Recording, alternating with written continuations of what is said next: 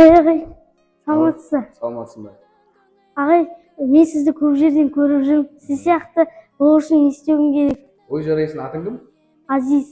Азиз есіңде болсын. Ең бірінші саған Айша бибі анамыздың ақылын, домалаған аналарымыздың даналығын, Бөгенбай батыр, Қабанбай батырларымыздың батылдығын берсін.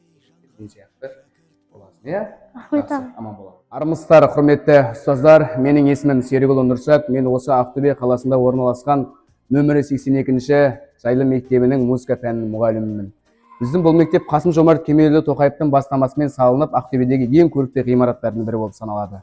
Мен осы бүгінгі Жас маман 2026 байқауының алғашқы парақтарын керемет бір Абай атамыздың өлең жолдарымен бастағым келіп тұр. Абай атамыз былай деген екен: әсемпаз болма әрнеге, өнерпаз болсаң арқалан, сен де бір кірпіш дүниеге, кетеген тапта бар қалан. Және де осы өлеңді мен керемет Мағжан Жұмабаев атамыздың "Мен жастарға сенемін" өлеңімен толықтырайын. Арыстандай айбатты, жолбарыстай қайратты, қырамдай күшті қанатты, мен жастарға сенемін.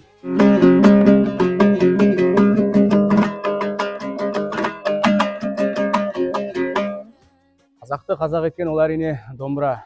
Қазақта бір жақсы сөз бар: осы шектің бірін қатты, бірін сәл-пәл кембіра, нағыз қазақ қазақ емес, нағыз қазақ домбыра деген. Мен осы домбыра сабын оқушыларға үйретіп, әрдайым дәріптеп жүремін.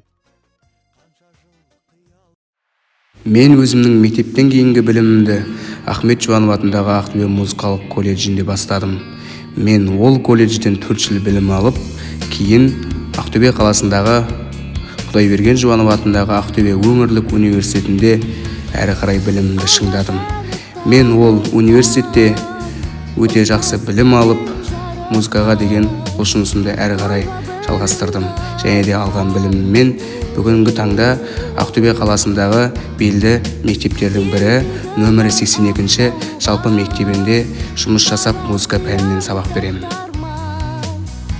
Менің жас маман ретінде өзіме қойған міндеттерім: сапалы білім беру арқылы оқушылардың шығармашылық қабілетін жетілдіру, ұлттық музыка мұрасын дәріптеу және де ән күй арқылы оқушылардың өзін-өзі дамуына жағдай жасау.